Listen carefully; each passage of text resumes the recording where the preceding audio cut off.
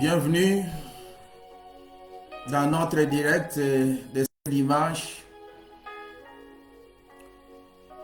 Que l'Éternel, mon Dieu, vous bénisse. Qu'il vous accorde tout ce que vous avez besoin. J'ai toujours dit que c'est un plaisir que nous puissions partager avec vous ce temps, non pas pour nous amuser, mais surtout pour parler de la parole de Dieu, pour partager avec vous la parole de l'Éternel notre Dieu, parole de vie. En ce dimanche, nous voulons chercher à répondre à une question. Parce que dans notre vie de chaque jour et de chaque instant, il nous arrive souvent de nous poser la question pourquoi. Une question naturelle, une question qui arrive chaque jour, surtout quand nous nous retrouvons dans une situation que nous ne pensons pas être la situation normale. Quand les choses ne vont pas, quand rien ne marche, quand nos prières ne semblent pas être exaucées, la première question qui nous arrive en tête, c'est celle de savoir pourquoi. Et souvent, quand nous nous posons cette question-là, c'est quand nous nous retrouvons dans un état où les choses ne vont pas bien. Il est rare que quelqu'un qui a réussi puisse se poser la question de savoir pourquoi est-ce que j'ai réussi. Parce que pour la plupart des cas, nous pensons que quand nous réussissons, c'est parce que nous méritons. Quand nous sommes bénis, c'est parce que nous méritons. C'est la raison pour laquelle, souvent, nous nous posons la question de savoir pourquoi est-ce que Dieu ne nous a pas exaucés. Pourquoi est-ce que nous n'avons pas obtenu telle ou telle autre chose que nous étions en train d'espérer. Quand nous lisons la parole de Dieu, ils sont très nombreux, les serviteurs de Dieu, qui se sont posés la même question que nous. Et en particulier ici, nous voulons parler d'Habakkuk, qui lui aussi s'est posé la même question. Quand vous lisez le livre d'Habakkuk, à partir du premier chapitre, vous trouvez que ce livre-là commence par une plainte. Habakkuk se plaint de la situation qu'il était en train de voir, de ce qu'il était en train de vivre. Ils étaient dominés par leurs ennemis. Il était en train de voir l'injustice. Il était en train de voir l'infidélité. Il était en train de voir toutes les choses qui ne plaisaient pas ni à lui, ni à Dieu. Et alors, il se plaint. Il pose la question de savoir pourquoi est-ce que tout cela était en train d'arriver.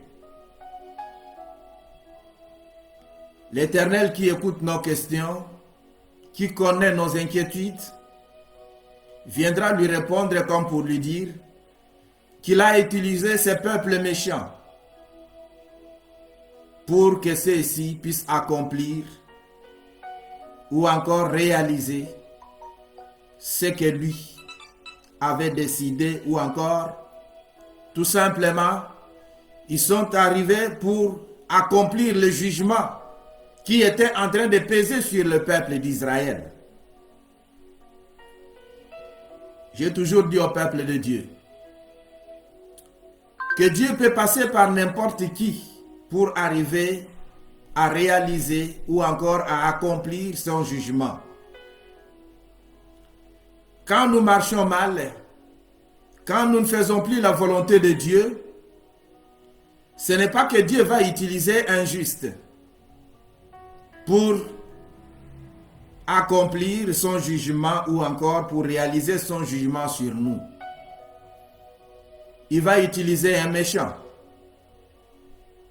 Parce que chercher à utiliser un juste, ça serait peut-être chercher à transformer celui-ci comme étant un méchant ou d'un méchant. Or, Dieu veut que le juste reste juste. Il va utiliser un méchant qui a son travail, qui a ses objectifs, accomplir le mal, faire le mal, sanctionner le mal. Et alors Habakkuk, après avoir reçu la réponse de Dieu à la première plainte, n'est pas satisfait. Il continue à se plaindre et il prie. Et il demande que Dieu puisse l'exaucer. Mais il se rend compte que Dieu ne l'écoutait pas non plus. Et alors une deuxième question va arriver. Parce que c'est toujours ça que nous avons eu comme cheminement. Une première question attire une deuxième. La deuxième question qui arrive, c'est celle qu'Habakkuk se pose. Là où il cherche à savoir, alors pourquoi est-ce que sa prière n'est pas exaucée? Encore une plainte qu'il présente à l'Éternel. Donc pour Habakkuk, Dieu ne l'écoute pas. Et alors il se demande, pourquoi est-ce que Dieu ne l'écoute pas?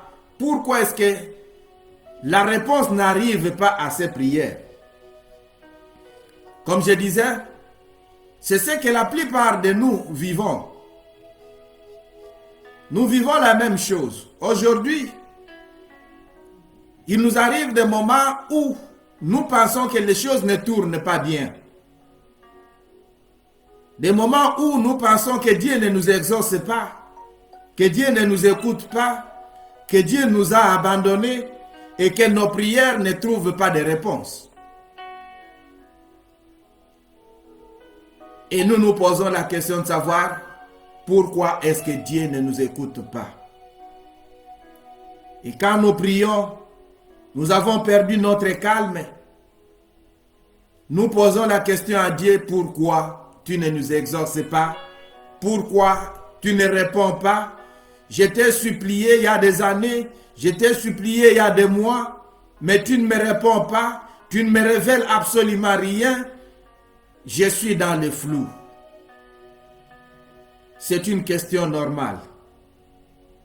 Mais il faudrait que quand nous puissions attendre les réponses de Dieu avant de chercher à se poser une autre question. Je disais comme Habakkuk, nous nous posons les mêmes questions. À la seule différence que les questions d'Habakkuk sont les questions qui venaient d'un cœur qui avait foi en Dieu et en un Dieu juste. Mais pour nous, pour la plupart des cas, quand nous nous posons cette question, c'est parce que nous sommes poussés à penser que Dieu est devenu injuste. Que Dieu écoute les uns et nous, il ne nous écoute pas.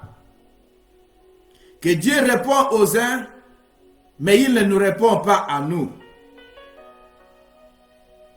Et là, pour la plupart des cas, nous mettons Dieu devant la barre. Nous voulons juger Dieu. Nous voulons juger les intentions de Dieu. Habakkuk, après sa deuxième plainte, est en train d'attendre la réponse. C'est pourquoi il dira, dans son chapitre 2, à partir du premier verset jusqu'au 3e, il dit, j'étais à mon poste et je me tenais sur la tour. Je veillais pour voir ce que l'Éternel me dirait et ce que je répliquerais après ma plainte. Habakkuk ici dit, j'ai posé ma plainte, je présentais ma plainte à l'Éternel, qui ne m'écoute pas, qui ne me répond pas facilement. Et je suis en train d'attendre ce que l'Éternel va me dire. Et à partir de ce qu'il va me dire, je verrai qu'est-ce que je peux bien répliquer. Il faut apprendre à mettre un peu du temps pour attendre la réponse de Dieu. Pour la plupart des cas, si nous nous décourageons, c'est parce que nous pensons qu'avec Dieu, c'est du tic au tac. À peine nous avons posé la question, Dieu répond. Et pourtant, Dieu qui est souverain, Dieu qui nous connaît plus que nous-mêmes, sait quand est-ce qu'il peut arriver à répondre à une question. Il sait que s'il peut donner cette réponse ici, si vite, elle ne va pas nous servir. Mais il attend le moment voulu. La Bible nous dit que notre Dieu est un Dieu qui agit au moment opportun, au moment voulu. Il n'agit ni tard, ni tôt. Et cela veut dire que l'Éternel a déjà déterminé un temps pendant lequel il devrait répondre.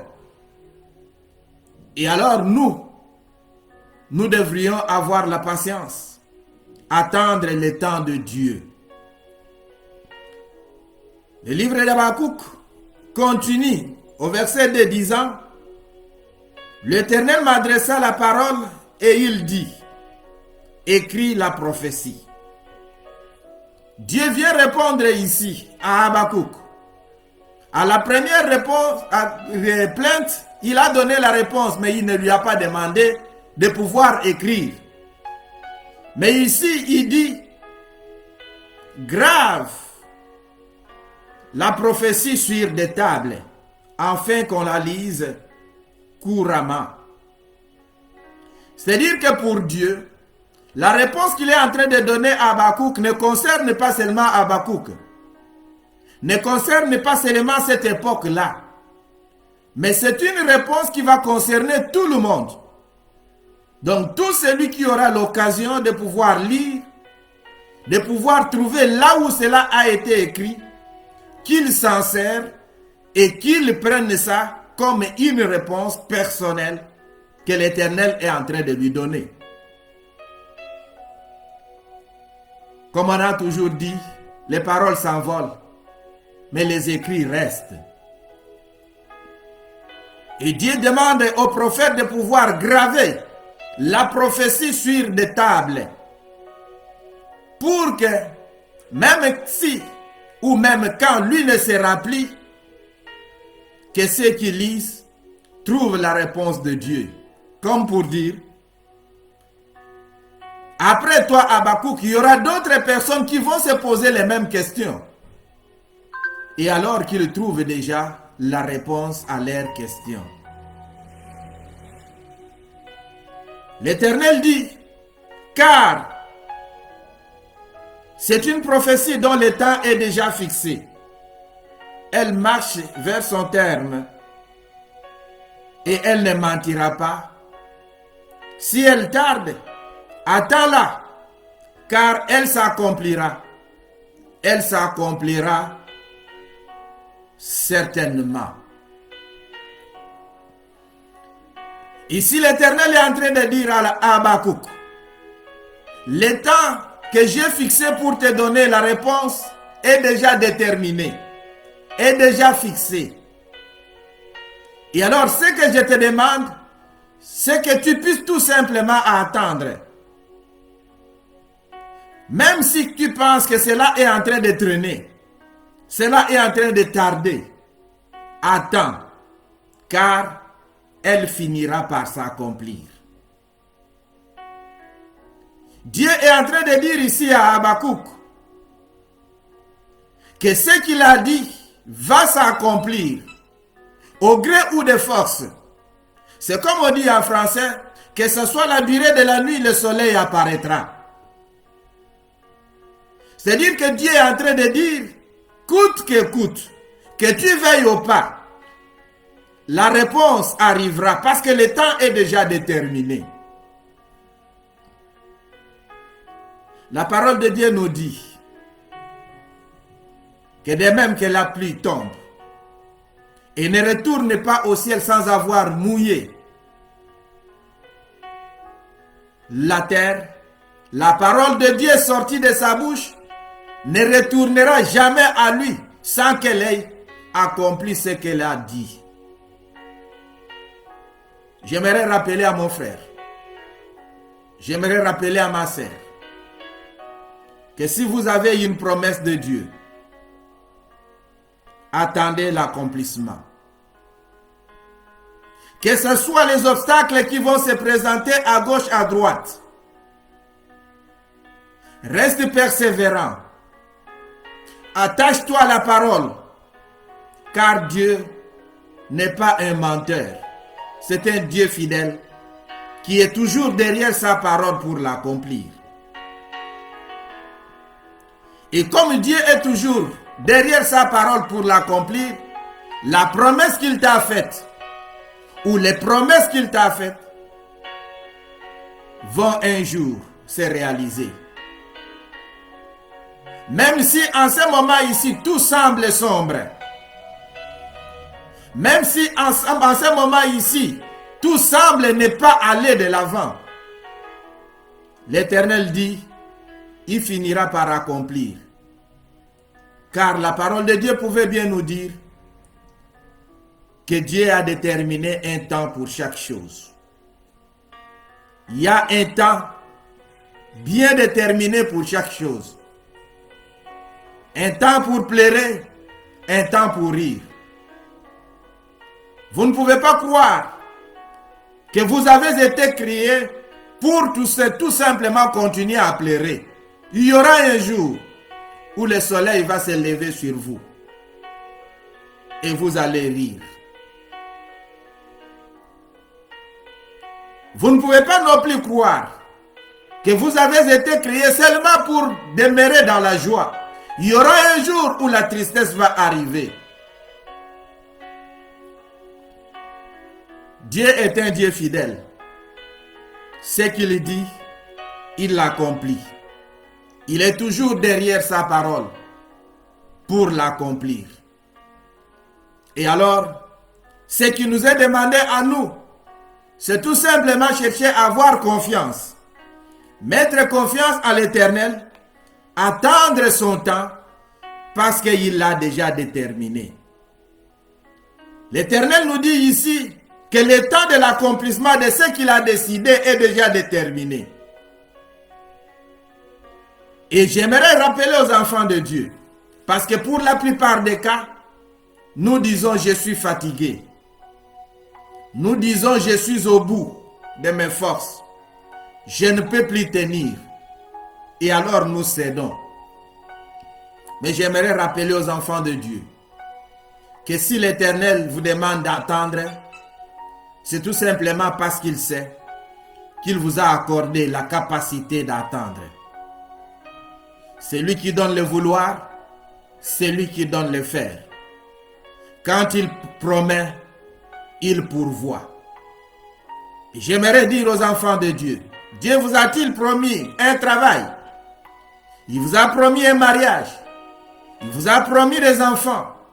Il vous a promis une autre bénédiction quelconque. Attends-la avec patience. Ici, je ne suis pas en train de vous encourager à croiser les bras. Je ne suis pas en train de vous demander de rester ferme, en train d'attendre. Dans l'entretemps, faites ce que vous pouvez faire. Mais continuez à attendre que la réalisation de la promesse puisse arriver. Dieu est un Dieu fidèle. Mais nous savons que nous sommes impatients. Je disais à cause de notre impatience, à un certain moment nous disons nous sommes fatigués et nous ne pouvons plus. C'est vrai. Cela est naturel. Mais ayant reçu le Saint-Esprit en nous, nous devons sortir de ce trou-là. Nous devons apprendre à persévérer Parce que le Saint-Esprit est arrivé pour nous aider à surmonter ce qui est charnel, à surmonter ce qui est naturel. C'est à cause de l'impatience que Abraham, qui avait reçu la parole ou encore la promesse de Dieu, lui disant qu'il serait le père d'une multitude et que ses descendants, on ne saurait pas les compter, va tomber dans les pièges de sa femme Sarah. Sarah lui dira, nous avons assez attendu, nous sommes trop vieux, nous ne pouvons plus avoir d'enfants. Je suis très vieille, je ne peux plus concevoir aujourd'hui pour te donner un enfant. Va vers ma servante. Et l'enfant qui naîtra de cette servante sera considéré comme mon propre enfant. Abraham n'a pas mis confiance en l'Éternel. Il a écouté la voix de sa femme. Et il a fait ce que sa femme lui a demandé. Et réellement, l'enfant est né. L'enfant est arrivé. Comme pour dire que cette bénédiction qu'ils étaient en train de chercher est réellement arrivée. Mais ce n'était pas l'enfant de la promesse. Ce n'était pas la bénédiction que Dieu avait prévue pour eux. J'aimerais rappeler aux enfants de Dieu ici que quand, dans l'impatience, nous décidons de faire ce que Dieu a décidé de faire pour nous, il peut nous arriver de pouvoir obtenir quelque chose semblable à ce que nous avons demandé ou à ce que Dieu a promis. Ismaël qui va naître est un enfant semblable à Isaac. Mais à la seule différence, c'est que Isaac est le fils de la promesse, mais Ismaël n'est pas le fils de la promesse. Et vous allez vous rendre compte que quand arrivera la bénédiction promise par Dieu, quand le fils de la promesse va naître, cela va créer un déséquilibre dans la famille. Parce qu'à un certain moment, quand Isaac est né, les problèmes ont commencé. Sarah a commencé à regarder Agar, non plus comme la servante qui lui a donné un enfant qu'elle a considéré comme étant son propre enfant, mais comme étant une rivale. Et elle va demander à son mari de pouvoir chasser Agar et son fils Ismaël. La Bible nous dit que quand Abraham a entendu cette demande de sa femme Sarah, il est devenu triste. Un problème est arrivé pour Abraham, qui sera obligé de pouvoir s'éloigner de son propre fils. Disons-le clairement, Ismaël était un propre fils d'Abraham, comme Isaac sera un propre fils d'Abraham. À la seule différence que tous deux sont conçus de deux mères différentes. Mais pour Abraham, ce sont ses fils. Les soucis qu'il va avoir pour Isaac, c'est le même souci qu'il va avoir pour Ismaël. Il ne peut pas accepter le malheur d'Ismaël, accepter seulement le bonheur d'Isaac. Et alors lui demander de pouvoir chasser celui-ci, c'est le mettre dans une condition telle qu'il ne sait même pas qu'est-ce qui va arriver à son fils. Et alors c'est ça qui a attristé Abraham. Mais l'Éternel intervient. Et il va lui dire, accorde à Sarah, ta femme, ce qu'elle a demandé. Mais sache quelque chose. Même à ton fils Ismaël, je vais penser. Je vais le bénir. Et je vais aussi lui accorder une descendance. C'est-à-dire que l'Éternel vient ici pour chercher a pensé la plaie qui se trouve dans le cœur d'Abraham pour le renvoi de son fils avec sa mère. Un problème est arrivé même à Sarah elle-même. Ce n'est pas que Sarah s'est retrouvée contente à se retrouver avec Ismaël et Isaac. Il ne l'a plus considéré comme étant le propre grand frère de son fils Isaac. Mais il dit, le fils de l'esclave. Et pourtant, c'est elle-même qui avait demandé que cela soit ainsi. Elle s'est dit, mais comment est-ce que le fils de l'esclave va partager le même héritage que mon propre fils? Elle avait déclaré que ce fils-là serait son fils. Mais maintenant, c'est le fils de l'esclave. Comme pour dire que si nous précipitons une bénédiction, apprenons nous aussi à être conséquents de cette bénédiction ici. Une bénédiction mal acquise peut nous attirer tous les problèmes possibles. Vous avez acquis un mariage, pas de façon attendue par Dieu ou décidée par Dieu. Ça sera un mariage, ça sera une bénédiction, mais ça sera un mariage dans lequel vous allez connaître tous les problèmes. Vous avez obtenu un travail, pas de façon légitime. C'est un travail, c'est une bénédiction. Ça peut vous rapporter un bon salaire, ça peut vous rapporter un héritage, un trésor, mais ça sera un trésor qui va vous poser des problèmes. Vous êtes devenu aujourd'hui autorité, responsable de tel ou tel autre groupe, d'une nation, d'un peuple, mais pas de façon attendue ou voulue par Dieu. C'est une bénédiction. Vous allez avoir tous les avantages, mais sachez-le bien que c'est un pouvoir que vous allez ou qui va vous amener tous les problèmes du monde.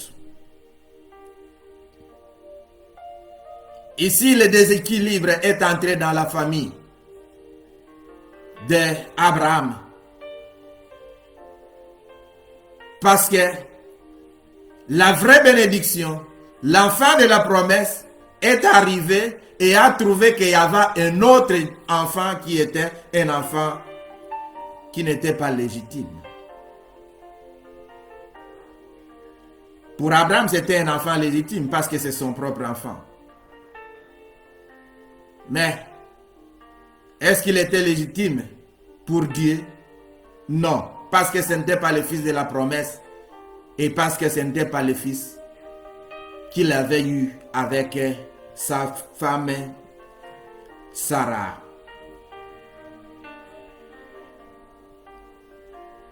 Vous allez vous rendre compte que même Rachel à un certain moment a fait la même chose. Elle va partager son mari avec sa servante parce qu'elle voulait coûte que coûte avoir un enfant. Après avoir demandé que son mari puisse lui donner des enfants, après avoir s'être chamaillé avec son mari, l'Éternel va l'exaucer plus tard et il va lui donner un fils.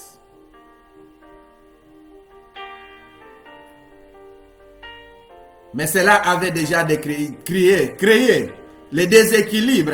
Parce que dans cette famille-là, même Léa, sa sœur, fera la même chose. Ayant vu que sa sœur Rachel a donné sa servante à leur mari, elle aussi fera la même chose. Une famille qui va se retrouver avec beaucoup de déséquilibre. Nous allons un peu plus loin. Et j'aimerais que nous puissions nous intéresser aujourd'hui à l'histoire de Jacob. Une histoire que vous connaissez bien. Mais j'aimerais rappeler aussi aux enfants de Dieu que Jacob n'était pas n'importe qui. Jacob était un fils de la promesse. Celui qui était prédestiné à pouvoir dominer sur son grand frère.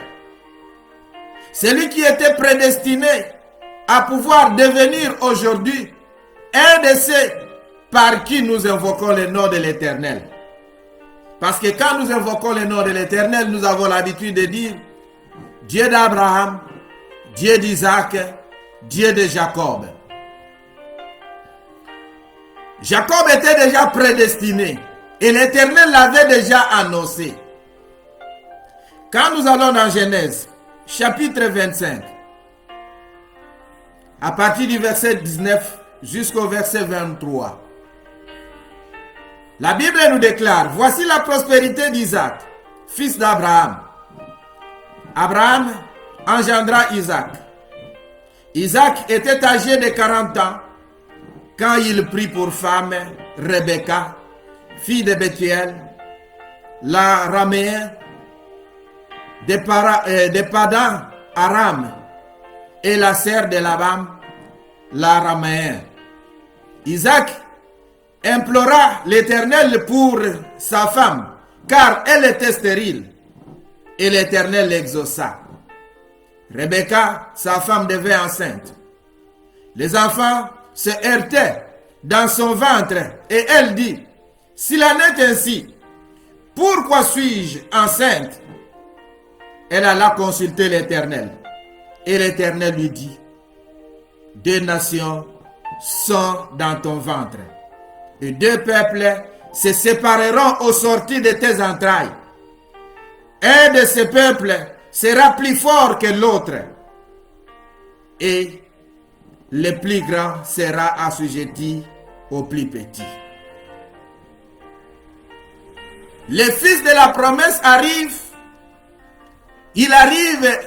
il se marie, et lui aussi commence à avoir des problèmes. Comme pour dire ici aux enfants de Dieu, que ce n'est pas parce que vous êtes enfant de Dieu que vous pensez que vous allez vivre tranquille et que vous n'aurez jamais de problème. Isaac est le fils de la promesse.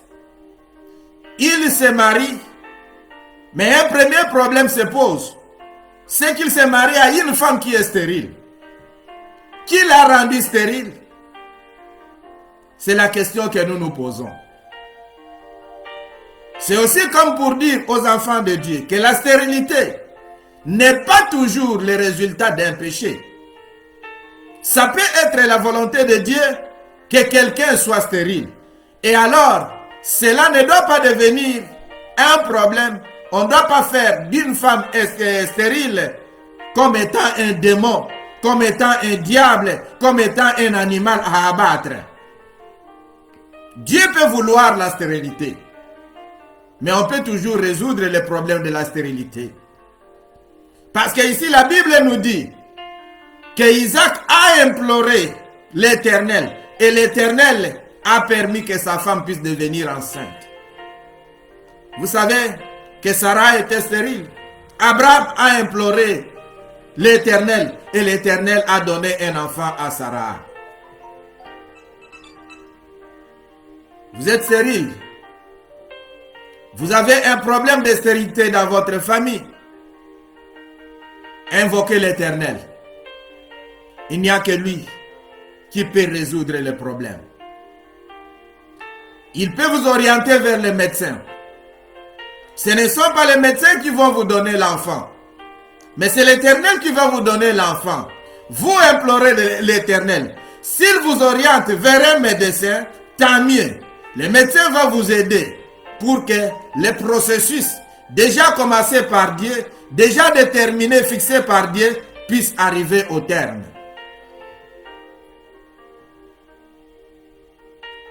Mais si l'Éternel ne peut pas vouloir que vous puissiez avoir cet enfant-là, parce qu'ils sont très nombreux, avec tous les moyens qu'ils ont eus, ils ont cherché à arriver à avoir l'enfant, ils n'en ont pas eu.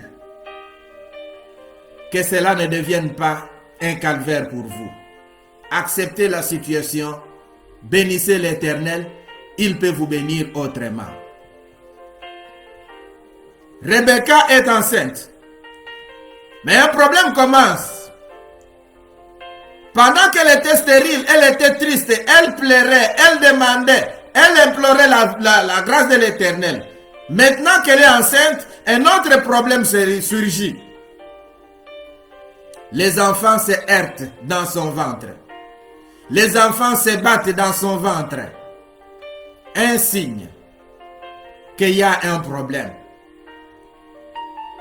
Mais ce qui fait notre joie ici, c'est que Rebecca est allée consulter l'Éternel pour savoir pourquoi est-ce qu'il y avait ce problème-là. Mais d'abord, il y a quelque chose qui se dit. La Bible nous dit ici que Rebecca devint enceinte. Les enfants se heurtaient dans son ventre. Elle dit, s'il en est ainsi, pourquoi suis-je enceinte? Elle était en train d'attendre une bénédiction. Dieu lui accorde la bénédiction. Ce sont des enfants qui sont dans son ventre.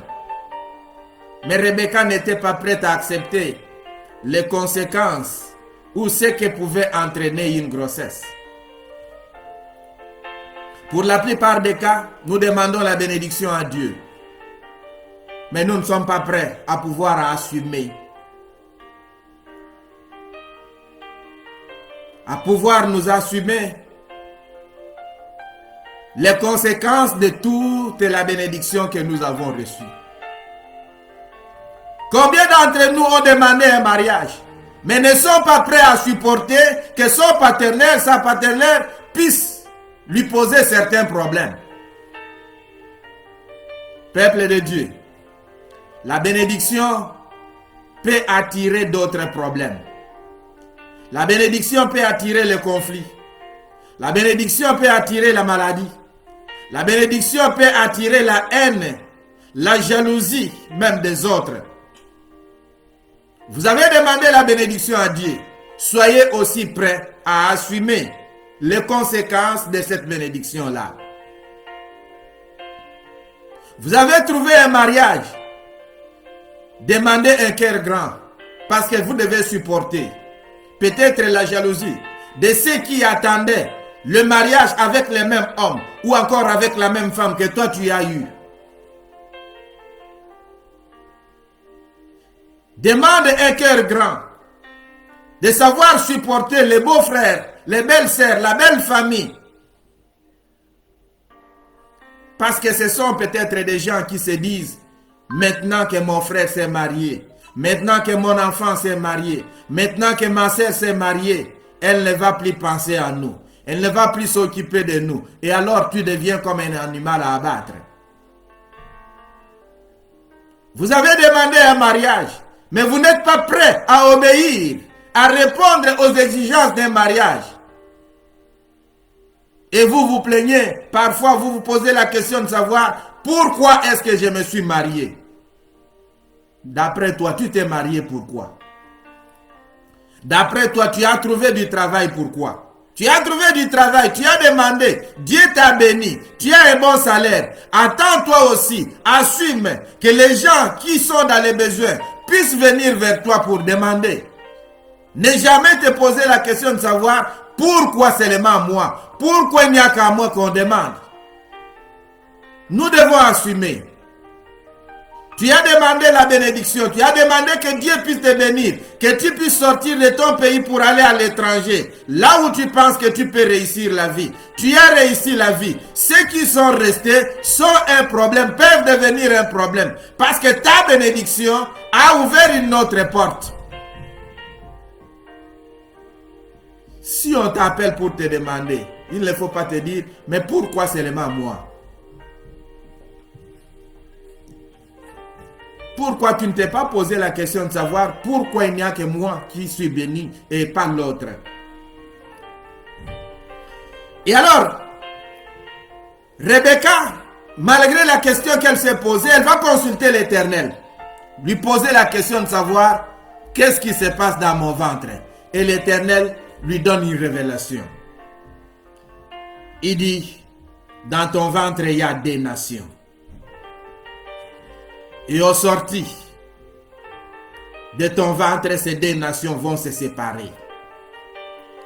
Comme déjà pour dire que Ésaü et Isaac, qui vont naître de cette dame, vont être deux nations, deux peuples qui ne vont pas marcher ensemble, mais qui vont se séparer. Déjà à la sortie, ils vont se séparer. C'est-à-dire ils vont vivre à couteau tiré. Et ce conflit-là n'est pas le résultat d'un péché. Ce n'est pas qu'Ésaü a péché pour que son frère Jacob puisse l'haïr. Ce n'est pas que Jacob a péché pour que Ésaü puisse l'haïr. Mais déjà, dès le départ, l'Éternel l'a annoncé. Mais ce qui est beaucoup plus important ou plus intéressant, c'est le fait que l'Éternel dit ceci. De ces deux nations, il ne sera plus forte que l'autre. Encore beaucoup plus grave, l'Éternel dit, le plus grand sera assujetti au plus petit. C'est vrai que dans la suite, nous sommes en train de parler de la tromperie, ou nous allons parler de la tromperie de Jacob. Mais ici, il y a quelque chose dans la prédestination. Jacob devrait assujettir son frère aîné, Ésaü. Et ici, ce n'était pas la volonté d'un homme, c'est la volonté souveraine de Dieu. Dieu a décidé que cela soit ainsi, et cela devrait être ainsi. Vous savez, dans la coutume, c'était que les plus grands puissent assujettir les plus petits. Mais ici, Dieu fait le contraire. Comme pour dire que Dieu, quand il veut bénir, Dieu, quand il veut faire quelque chose, il ne tient pas compte de vos règles. Il ne tient pas compte de vos lois. Il ne tient pas compte de vos principes. Dieu a ses principes qu'il respecte. Et ces principes-là, nous ne pouvons pas lui poser la question de savoir pourquoi est-ce que tu as décidé ainsi, pourquoi est-ce que tu as décidé de cette manière-là. C'est la question que nous nous posons. Même quand vous allez dans le psaume 73, là l'homme de Dieu se pose la question, pourquoi les méchants prospèrent-ils? Il est toujours en bonne santé. Il a toutes les bénédictions. Il a tout. Donc tout ce qu'il fait, il réussit. C'est une façon de poser la question à Dieu. Pourquoi est-ce que tu as accompli ta volonté au lieu d'accomplir notre volonté à nous?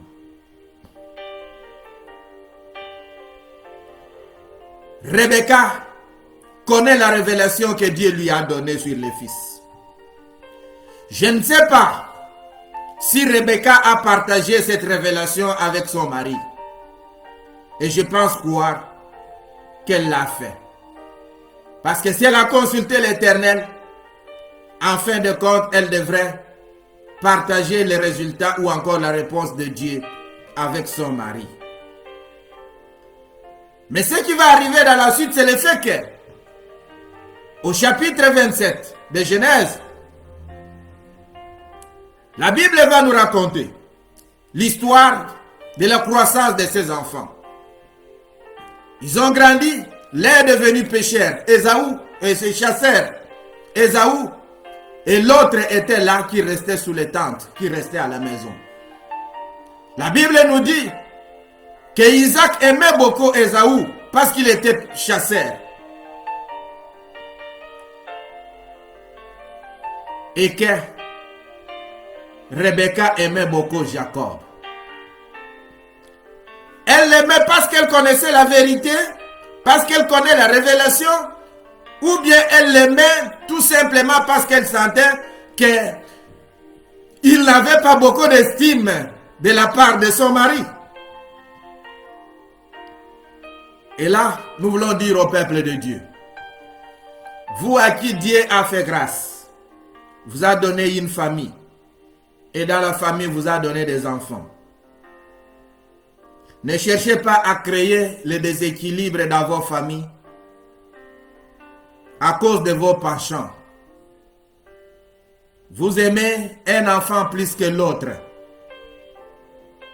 C'est vrai que le comportement de chacun des enfants peut faire que vous puissiez avoir beaucoup plus d'estime pour l'un et non pour l'autre. Mais c'est aussi notre devoir de pouvoir aimer même ceux qui ne marchent pas selon ce que nous exigeons. Car c'est aussi une façon pour nous d'assumer la bénédiction, d'assumer les conséquences de la bénédiction que nous avons demandé à l'Éternel. Parce que les enfants, quand ils naissent, nous ne devons pas penser qu'ils vont naître tous de la même manière, qu'ils vont être tous la même chose. Il y aura des turbulents, il y aura des enfants obéissants. Il y aura ceux qui seront intelligents, il y aura ceux qui seront moins actifs. Mais nous devons tous les aimer. Mais dans cette famille ici, il y a un certain déséquilibre. Parce que le papa est attaché à l'aîné, pendant que la maman est attachée au fils cadet. Et alors, Isaac devenant vieux, appelle Ésaü. Il dit, je suis en train de mourir. Je ne sais pas quand je vais mourir parce que je suis déjà vieux. Va à la chasse, rapporte les gibiers et fais-moi un mets, comme j'ai toujours aimé. Et je vais te bénir avant de mourir. Pour Isaac, il est attaché à la coutume. Il est attaché au principe humain. Il faudrait que le fils aîné soit béni. Il faudrait que le fils aîné puisse hériter, puisse avoir la double portion de l'héritage. Et pourtant, Dieu avait dit autre chose. Pendant qu'il est en train de parler, sa femme Rebecca entend. Mais Rebecca se rappelle quelque chose. Que l'Éternel avait dit que c'est le fils cadet, Jacob, qui allait assujettir son fils, en fait, son frère aîné. C'est-à-dire que pour Rebecca, c'est Jacob qui doit être béni et non Ésaü. Et j'aimerais que nous puissions là aussi tirer une leçon. La leçon que nous voulons tirer, c'est celle-ci. Une bénédiction qui est prévue pour vous, même si on cherche à vous l'arracher, elle finira par vous revenir. Ce qui est destiné à vous, un homme qui est destiné à vous, peut se promener dans le monde entier. Il finira en fin de compte à retourner à vos pieds. Une femme destinée à vous, un travail destiné à vous, une promotion destinée à vous, même si on peut chercher à vous empêcher d'une manière ou d'une autre, un jour, vous allez l'obtenir. Parce que ici, vous êtes en train de voir que Isaac a cherché à détourner la bénédiction de Jacob. Il a cherché à prendre cette bénédiction, la donner à qui? À Ésaü.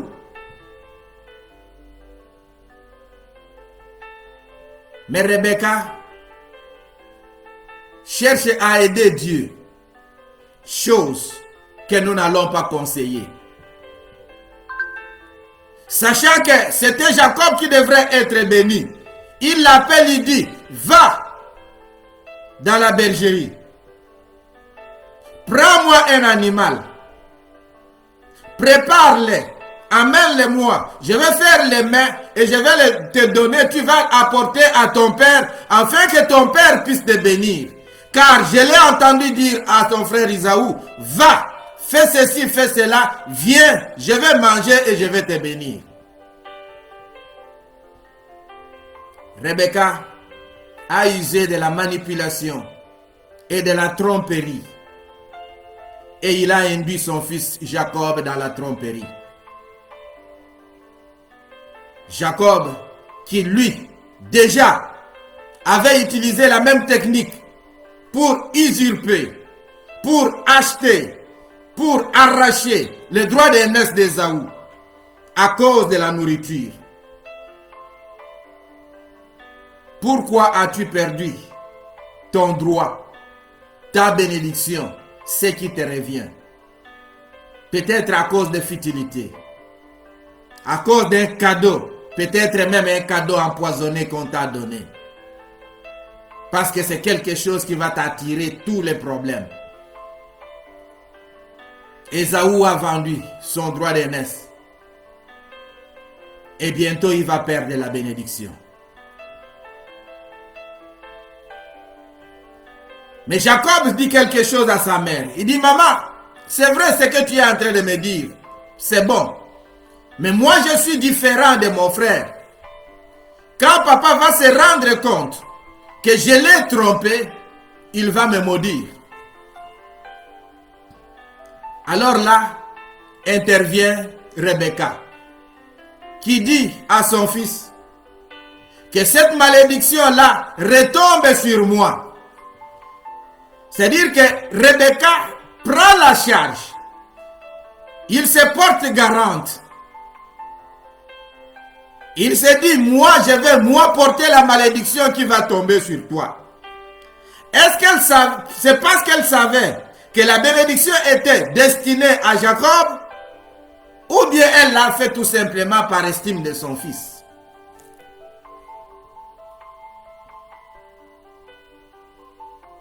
Mais alors, le livre des Proverbes, chapitre 6, nous conseille quelque chose. Il dit, ne vous portez pas garant des dettes des autres. Si vous l'avez fait et que vous êtes devenu prisonnier à cause de vos paroles, à cause de ce que vous avez promis, par le fait d'avoir accepté que les dettes des autres soient payées par vous, détachez-vous, désengagez-vous.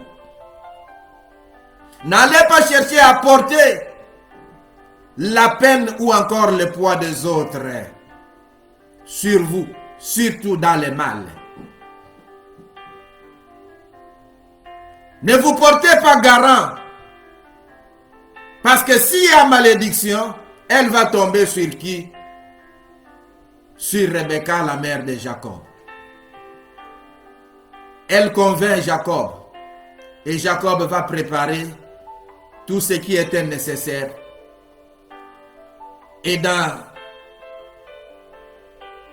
sa tromperie, Rebecca va réussir même à préparer Jacob de manière qu'il apparaisse comme Ésaü. Jacob se présente et il va être béni. Il est béni. À peine il a été béni, la bénédiction finie, Ésaü se présente. Il se présente, mais malheureusement, il n'a plus rien. C'est vrai que Ésaü a une part de responsabilité. La part de responsabilité d'Ésaü, c'est avoir obéi à sa faiblesse et avoir vendu son droit d'aînesse, ce qui était déjà prévu. Parce que si l'Éternel dit que le plus petit va assujettir le plus grand, c'est-à-dire que le plus petit va prendre la place du plus grand, que cela devrait arriver. Pour la plupart des cas, nous trouvons aussi une certaine raison en disant, mais cela était la volonté de l'Éternel. Oui. Mais pourquoi est-ce que vous êtes engagés?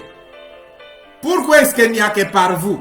Parce que la Bible nous dit, il est impossible qu'il n'arrive de scandale. Mais malheur à celui par qui le scandale arrive.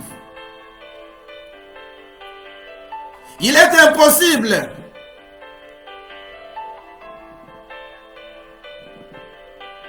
où il était impossible que Jésus-Christ puisse venir dans ce monde ici demeurer pour toujours. Sa mort était déjà prévue. Mais la Bible dit, malheur à celui qui va le trahir, celui qui va le vendre. C'est comme cela qu'on a toujours condamné Judas Iscariote. C'était prévu que Jésus-Christ puisse mourir. Et c'est de cette manière-là qu'il allait mourir. Mais lui, il s'est porté garant. Il a dit, c'est moi. J'accepte que toute la malédiction tombe sur moi. Je le vends. Et il a vendu Jésus-Christ.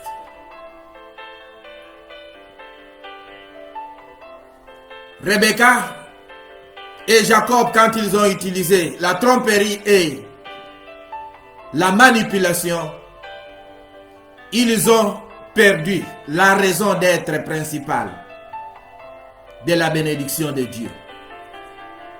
La bénédiction de Dieu que Dieu était en train de chercher à accorder par Jacob était de susciter un peuple fidèle, un peuple juste qui marcherait dans la foi et dans l'obéissance devant Dieu.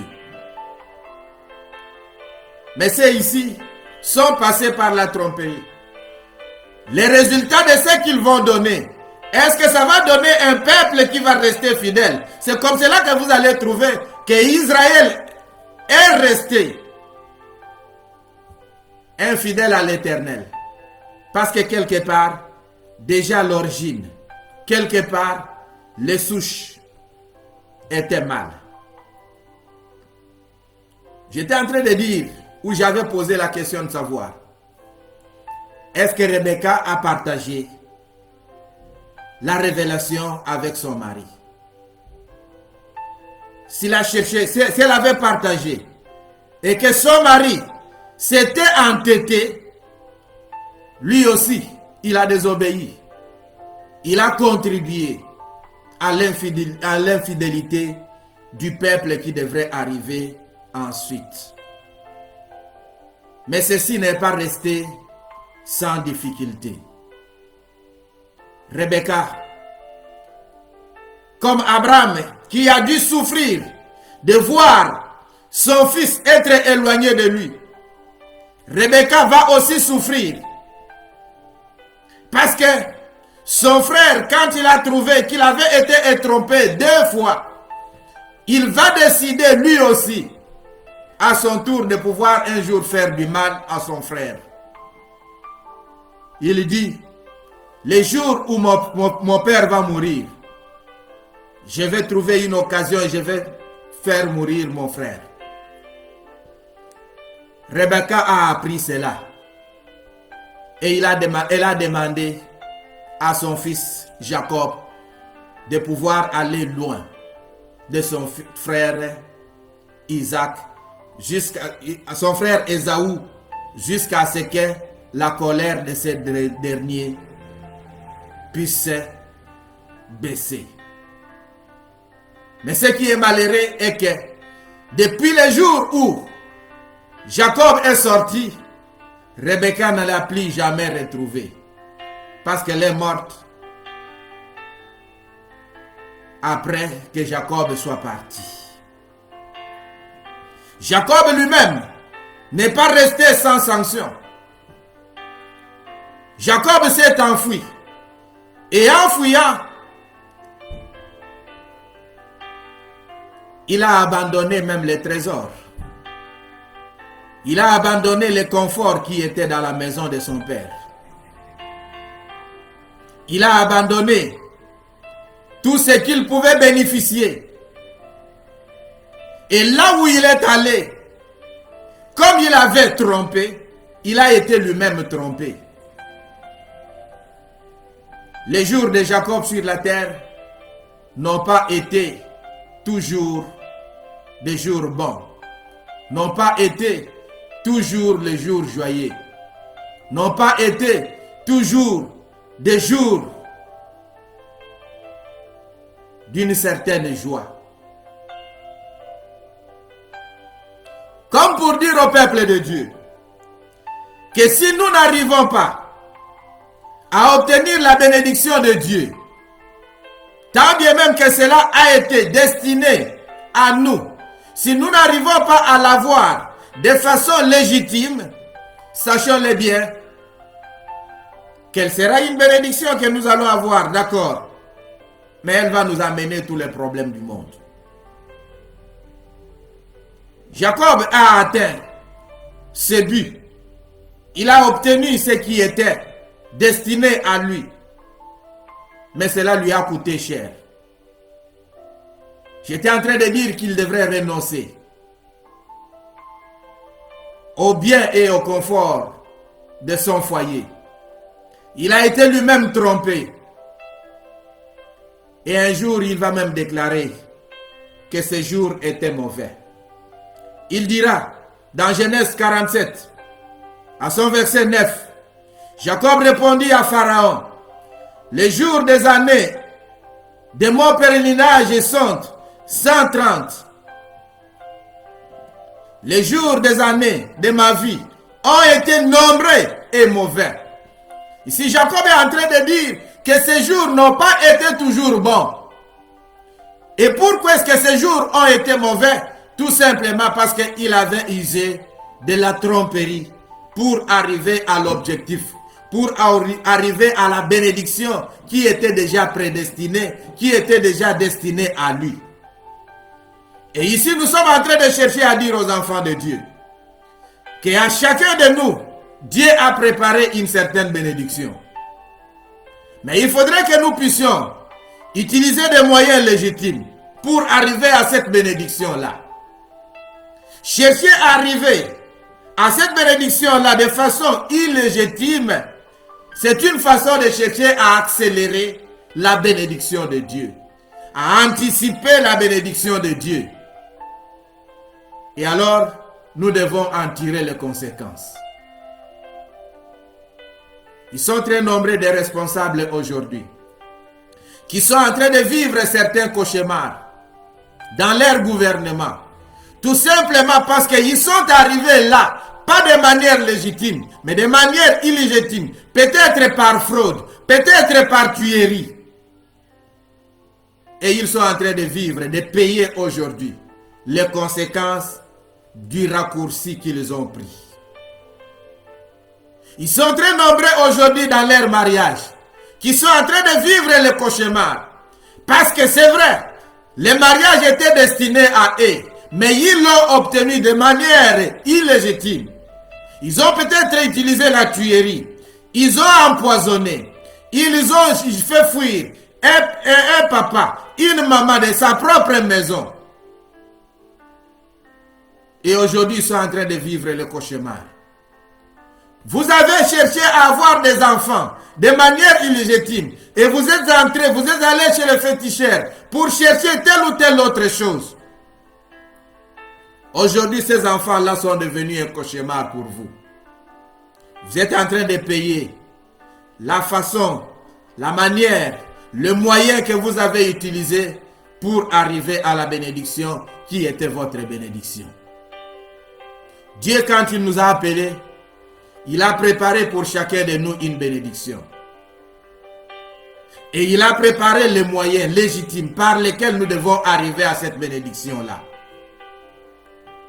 Nous voulons arriver ici à rappeler aux enfants de Dieu, à tous ceux qui pensent qu'ils doivent déformer, qu'ils doivent ou qu'ils peuvent tromper les autres dans l'œuvre du royaume de Dieu. Ceux qui pensent qu'ils peuvent obtenir un succès spirituel par des moyens illégitimes. Nous sommes en train de vous aviser et de vous dire qu'en utilisant la tromperie, la malédiction, la bénédiction, vous pouvez l'avoir, mais soyez aussi prêts à faire quoi? À payer le prix.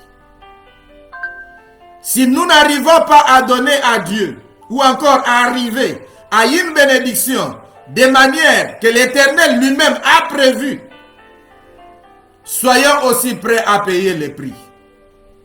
Vous allez avoir d'ennui pour une bénédiction que vous avez obtenue. Tout simplement parce que vous l'avez obtenue de manière illégitime. J'aimerais finir et parler aux enfants de Dieu. Vous dire ceci, les bénédictions, oui. nous devons les chercher. Mais pour que les bénédictions puissent être bénédictions, obtenons-les comme Dieu a prévu que nous puissions les obtenir. Si nous prenons une autre voie, qui n'est pas la voie de Dieu, préparons-nous à payer les prix. Et donc, à la question que nous nous sommes posée au début, nous pouvons bien dire, nous devons attendre le temps de Dieu. N'accélérons pas la bénédiction. Parce que si nous accélérons la bénédiction, il y a un prix à payer. Avant que Jacob ne retrouve la joie, avant que Jacob puisse devenir Israël, Jacob a connu un parcours difficile. Parce qu'il devrait d'abord payer le prix de sa tromperie, de sa manipulation. Vous, ne cherchez pas à suivre le même chemin. Suivez le chemin de Dieu. Faites confiance à l'Éternel. Mettez la foi en l'Éternel. Il finira par accomplir ce qu'il a promis. Mais attendez avec patience. Parce que la Bible a dit, si elle tarde, attends-la. Elle s'accomplira. Elle s'accomplira certainement. Que l'Éternel, mon Dieu, vous bénisse. Et à la prochaine.